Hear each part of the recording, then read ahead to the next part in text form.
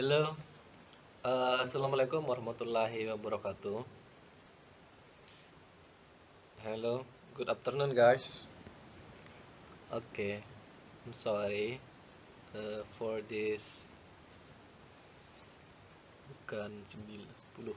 Okay, for the meeting tense this one today we are going to discuss about this topic. But actually I know you had finished uh, for the tasks at the meeting 9. Nah, this one we are going to discuss about critical reading strategies. Okay, it's almost similar with the previous topic. Nah, critical reading strategies. So this one is how you understand the meaning behind the text. Sometimes it's not written in the text, so we have to understand what's the real meaning from the writer of the text. The first, this one. The way to make a critical reading, you have to making inferences. Making inferences, what is that? Itu semacam membuat kesimpulan. Apa sih maksud sebenarnya? The point of the text. For example, this one, an inference is a logical connection about what you know and what you don't know. Jadi kayak what you know is maybe it can be from literal meaning from the text. Nah, ataupun you don't know is something maybe it's not written from the text. Nah, ini making inference you can guessing, menebak-nebak information atau keadaannya itu seperti apa. Contoh, the first sentence, you can see this one. A woman seated alone in a restaurant nervously glances at everyone who enters. Every few minutes, she check her watch. Jadi ini kira-kira what is the real meaning? Apa sih atau situasi yang seperti apa kira-kira ini? Ada seorang wanita duduk di restoran. Kemudian dia nervous glance. Nah, secara nervous melihat-lihat ke semua orang yang masuk. Kira-kira situasi seperti apa? Every minute, setiap menit ngecek jamnya. Itu kira-kira dia lagi apa? Nggak ditulis saja woman is waiting someone. Enggak. Nah, kalau ditebak-tebakan mungkin dia tuh nunggu seseorang. Atau dia mungkin tapi orangnya nggak datang-datang, nah keadaannya. Ataupun maybe the other meaning the time is almost over, maybe. Makanya dia selalu ngecek jam, ngecek semua orang yang masuk, tapi nggak datang-datang. But the writer is not write the meaning directly, such as tadi.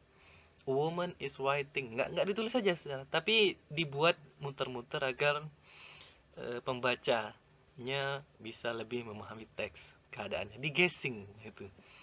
Nulis a woman is waiting aja dibuat kayak ini, nah panjang. A woman is sitting alone in the restaurant, ya maybe describe the situation also. Nah, itu sebenarnya making inference. Apa sih poinnya, maknanya? Nggak ditulis secara langsung dia. Next, this one. A dog growls as a teenager walks toward the house. Nah, anjing growls. Ya, growls-nya menggonggong. As a teenager walks toward the house. Nah, ketika teens, ada anak muda atau mungkin teenage itu ya remaja ya. Walk toward the house. Jadi kira-kira situasi seperti apa? Anak kecil itu siapa? Kok bisa-bisa ada anjing menggonggong ya? Mungkin ada anak kecil atau nggak dikenali sama si anjing itu. Mungkin orang asing datang ke rumah itu. Kayaknya digonggong. Itu how to making inference.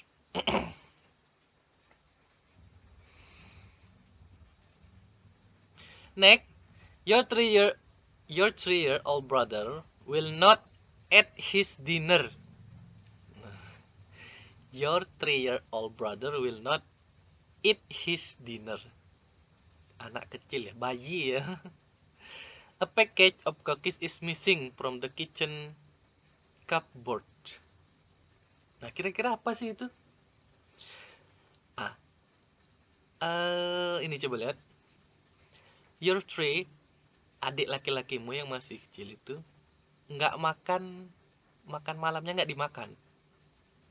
Nah, kemudian dia ditambah lagi, a package of cookies is missing.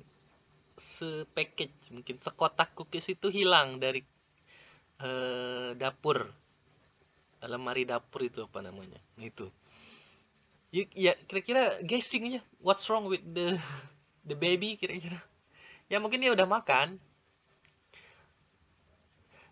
The writer doesn't write the baby has been eating the cookies, enggak, atau the baby have eaten dinner, enggak ditulis, tapi dia to make you to what is the real meaning from the text. Nah, ini biasanya sering tertera pada teks-teks kayak naratif, novel,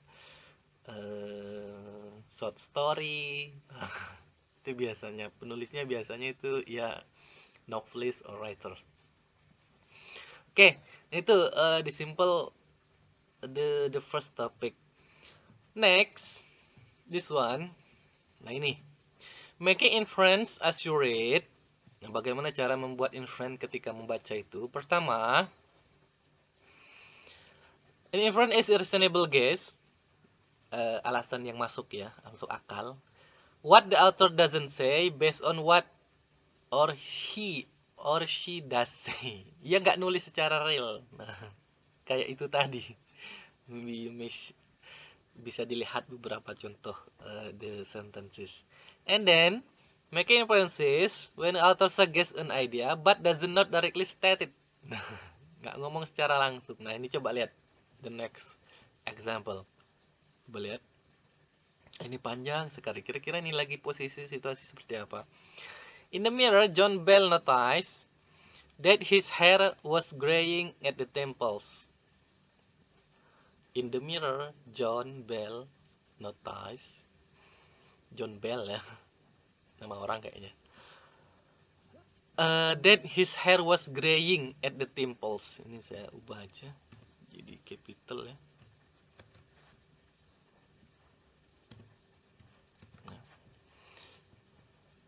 Nah, okay, that's it. His hair was gray at the temple. As he picked up the morning paper, he realized that he could no longer see well at all without his glasses. Nah, coba lihat. Nah, ini, in the mirror, John noticed that his hair was graying at the temples. Jadi mungkin deket sininya itu agak-agak atau gimana, mungkin ada agak-agak rambut dia lihat di mirror. Mirror itu kaca, cermin. Agak abu-abu deket templesnya ini. Temples itu ya wajah yang di samping apa namanya ya, temples. As he picked up the morning paper, he realized that he could no longer see well at all without his glasses. Dia nggak bisa lihat tanpa kacamata. Looking at the hands holding the paper, he saw that they were wrinkled. Nah, looking at the hand holding the paper, he saw that they were wrinkled. Melihat ke tangannya yang sedang melihat paper, he saw that they were wrinkled. Yang wrinkle itu berkerut itu apa sih? Berarti you can imagine John ini umurnya berapa sih kira-kira? Udah tua banget mungkin. Kemudian butuh kacamata karena udah nggak bisa melihat jelas. Nah, nggak ditulis dia, nggak langsung ditulis John Bell is 50 years old atau 70 years old, nggak ditulis, tapi dibuat agak panjang. Jadi biar kita memahami situasinya seperti apa. Nah, looking at the hand, ngelihat tangannya yang sedang megang itu paper tadi, koran. He saw that they were wrinkled. Nah, Kemudian tangannya tuh lah Buddha banyak kerutan. Nah itu dia, inference. Jadi we have to know what is the meaning behind it. Cara membuat inference. Nggak tertera di situ dia. Okay, this one. How to make inferences. Bagaimana cara membuat inference. Be sure you understand the literal meaning. Nah, pastikan harus tahu vocabnya. Yang pasti. Kalau nggak tahu ditebak-tebak lah. Maybe nggak disebutkan pada kalimat ini, mungkin dijelaskan pada kalimat berikutnya. Use clues provided by the writer. Gunakan clue-nya. Di sini misalnya kalimat ini clue tadi yang mana sih? Ada glasses, kemudian ada graying, rambutnya udah gray, udah agak abu-abu. Kemudian apa lagi? Tangannya wrinkle, sudah berkerut. Nah itu clue. That's the clue. Consider the author's purpose. Pertimbangkan tujuan penulis itu untuk apa sih? Atau entertain, ataukah ingin membuat suasana lebih panjang, atau verify your inference. Nah, verify ya verifikasi.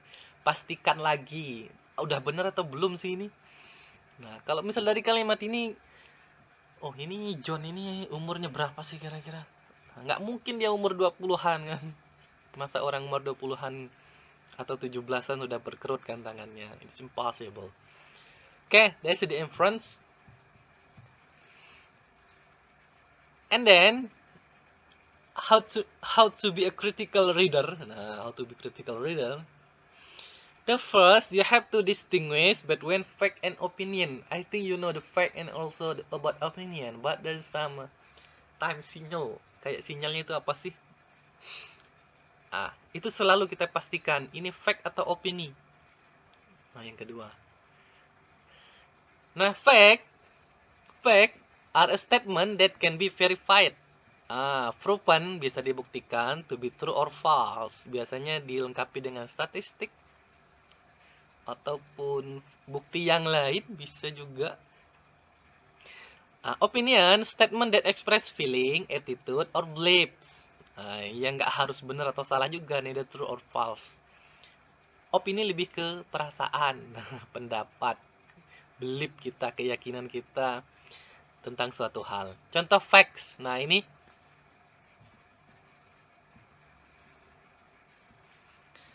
fact. The average American adult spend 25 hours per week on housework. Nah, rata-rata remaja atau orang dewasa menghabiskan 25 jam seminggu di on housework, pekerjaan rumah. Bener nggak sih ini?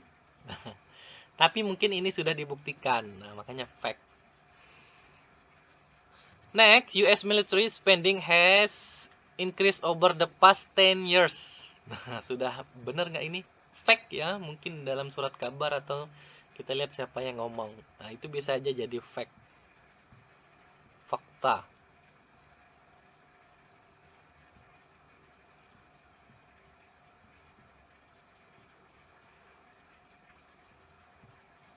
Opinions. Nah, it's different. Coba lihat time signalnya, signal ketika itu sudah mulai jadi opini. Ada beberapa di sini. Ada it is believed. Nah, mulai it's believed. In my view, it's like that seemingly. One explanation is apparently, presumably, in my opinion, this suggest bla bla, possibly. Nah, itu sudah mulai masuk ke opini. Nah, coba lihat di sini. By the years 2020,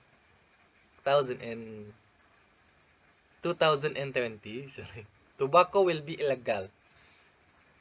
Tembakau itu akan menjadi ilegal. As various other drugs are currently illegal. Seperti various obat-obatan lain yang sekarang ini menjadi ilegal. By the years. Nah, ini opini atau enggak sih kira-kira? Kalau misalnya ngomongnya siapa gitu, ngomongnya tanpa bukti, nah bisa aja ini jadi opini. Nah, sudah mulai ngomong ada pakai S. Kemudian ada if. Nah, if John F. Kennedy had lived, nah, jika John Kennedy hidup, the United States would have made even greater advancements against the spread of communism.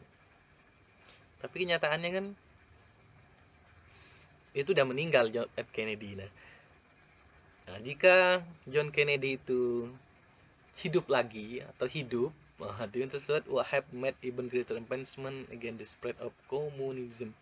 Would have even greater. Nah, ini sudah masuk mulai ke opini, padahal kenyataannya enggak. Nah, ini cuma berandai-andai pakai ini opinion. Nah, next this one. Coba make sure this one is opinion or fact and give a clue or give your reason why. Misalnya, an infection is an illness produced by the action of microorganism in the human body. Ini fact or opinion sih kira-kira?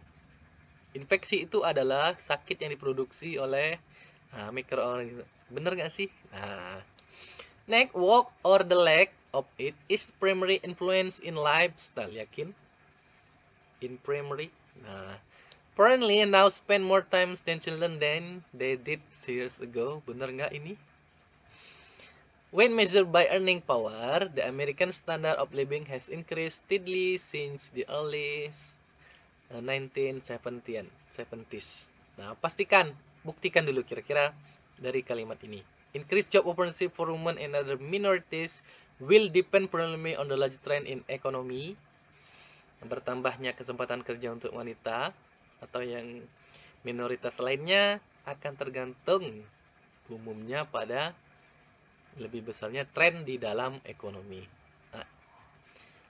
Okay, this one will be as your tax one. You may see on Edmodo. To answer this one, give a fact misalnya, and give your reason. Or clue-nya apa sih kamu ngomong ini fact or opinion? Next, recognizing generalization. Nah, mengetahui generalisasi atau enggak general. Apa sih itu generalization? General itu kayak apa ya?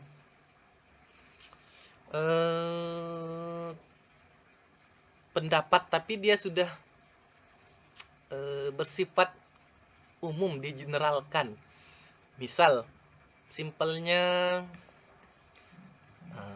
misalnya orang Jawa itu misalnya lemah lembut, atau wanita itu misalnya mandinya lama.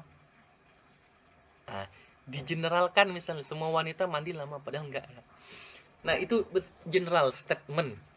Nah, kalau di dalam riset, it is a statement based on observation of or experiences with a part of a group or class. Nah, kita generalkan orang itu apa sih misalnya pendapatnya, padahal ya belum tentu. Itu generalization.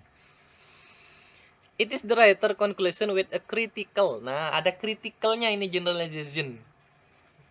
Nah, kalau misalnya itu cuma pendapat ya nggak masuk. Generalization itu ada bentuk alasan kritisnya. Nah, itu. When a generalization is unsubstantiated by fact, ini dia jadi opini. Kalau misalnya tidak dibuktikan, dia akan jadi opini generalnya tadi. Misal kalau di dalam penelitian generalization itu kita bikin jurnal, misalnya kita meneliti pada suatu daerah misalnya.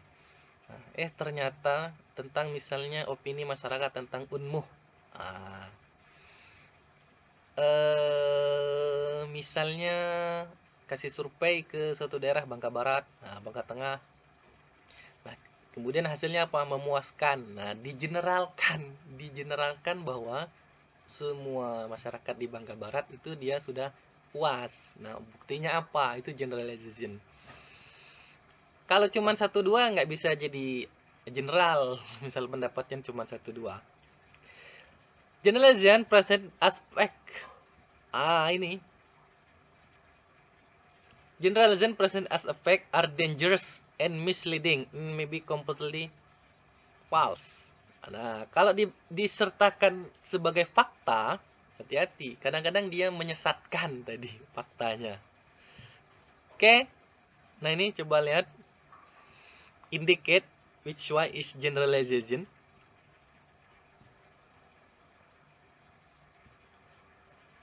Contoh. Generalization. Hati-hati.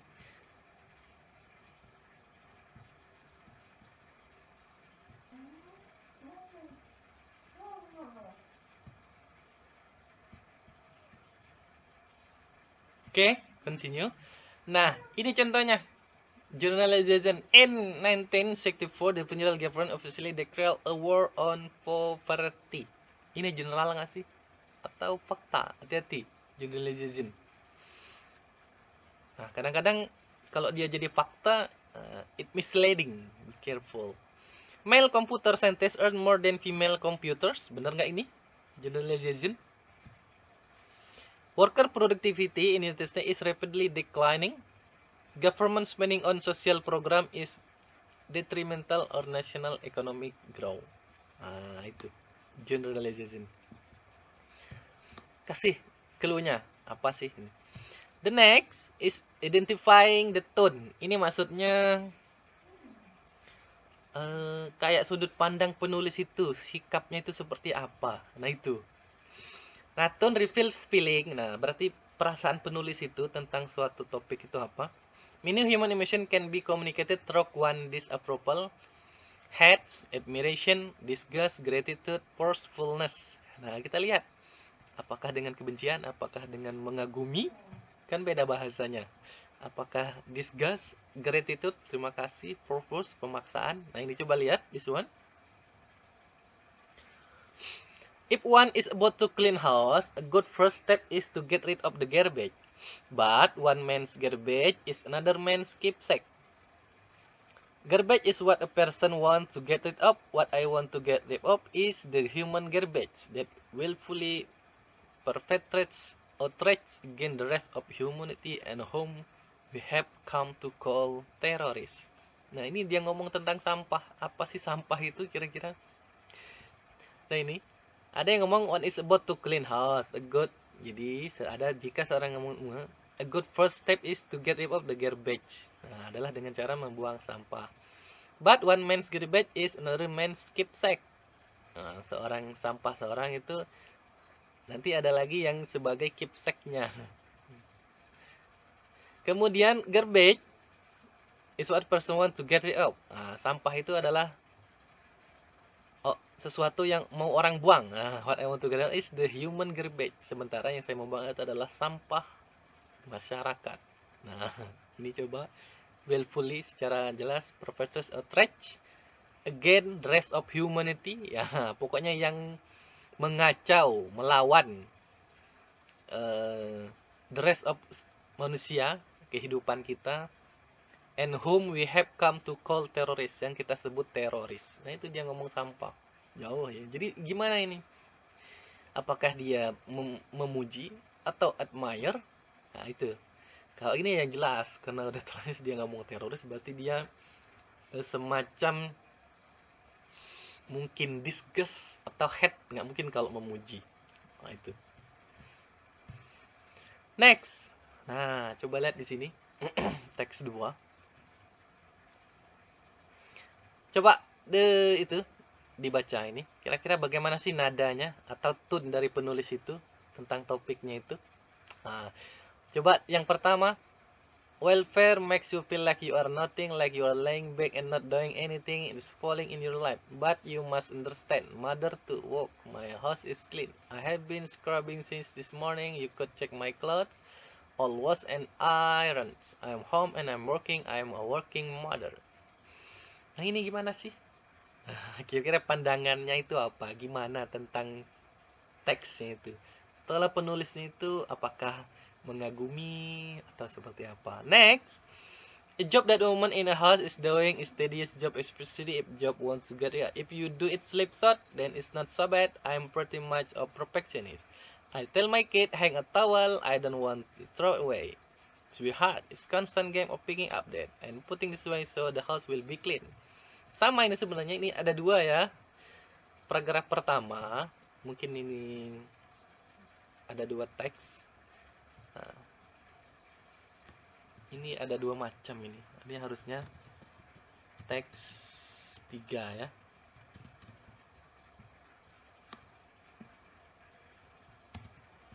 Nah, itu. Ada dua teks. Coba di finish or give your opinion about the text. What is the tone of the writer? Okay, the next, identifying the author purpose. Nih, I think this is almost the same or similar with the previous about the tone. Ini hampir sama. Tujuan writernya itu apa? Atau to inform, or to instruct the reader, or to amuse, or to arouse sympathy, membangun simpati, or to persuade the reader, kayak kemarin ya, to persuade, to take particular action, or to accept certain point of view. Nah, ini some tricks how to identify the author purpose. Who is the intended audience? Nah, kita pastikan dulu siapa sih audiennya, siapa yang mau dengarnya. Apakah orang tua, apakah anak-anak, beda bahasanya. Ataukah akademisi. Nah, bahasa untuk orang umum nanti beda bahasa dengan untuk akademisi. Nah, nggak mungkin nanti untuk orang umum pakai bahasa akademisi, ya pusing. What is the point of view? Sudut pandangnya apa? Ya, does the writer try to prove anything about the subject? Apakah dia mencoba membuktikan sesuatu atau enggak? Nah, next, identifying bias ya. Bias itu perasaan penulis. Dia tuh lebih condong kemana? Bias enggak? Misal penulis mau membuat pendapat tentang apa misalnya? Unmuh. Ini bias nggak sih? Kita lihat dia tuh siapa? Apakah dosen? Apakah masyarakat? Tentu beda biasnya. Kalau dosen ya pasti ngomong yang baik-baik aja. Itu bias. Kalau misalnya mahasiswa, ya bisa ngomongnya baik, bisa ngomongnya jelek. Kalau dia masyarakat, nah sama aja. Tapi kalau dosen misalnya atau petinggi rektor, ya tentu saja bias ngomong tentang Muhammadiyah. Nggak mungkin ngomong jeleknya. Nah, itu dia bias. Itulah bias. How to identify the bias? Apply the following questions. Analyze connotative meaning. Connotative meaning kemarin, makna yang itu. Apakah ini denotatif atau konotatif? Nah, is there a preponderance of positive or negative term toward the subject? Nah, itu maksudnya itu apakah negatif atau positif sih sudut pandangnya itu menilai sesuatu. Notate descriptive language, what impression is created. Pastikan bahasa yang digambarkan itu seperti apa. Apakah baik terus, apakah jelek terus. Analyze the tone tadi. Nah, tone itu nggak lepas. Analyze the tone. Perasaan penulis. The author's tone often provide important clues. Pastikan itu. Look for opposing viewpoint. Nah, lihat sudut pandang yang berbeda. Okay, I think that's it. The simple explanation about our meeting tense. I hope you watch this video and you are still confused about the topic. You may write in the comment, write your question, and inshallah I will answer it. Thank you. Don't forget the task. I give you 3 assignments at Modo. It's as usual, write your answer on the paper and then upload it. And deadline is today. Nggak usah lama-lama. Thank you guys. Assalamualaikum warahmatullahi wabarakatuh. And the presentation or attendance list, I will check from your tasks. Thank you guys. See you.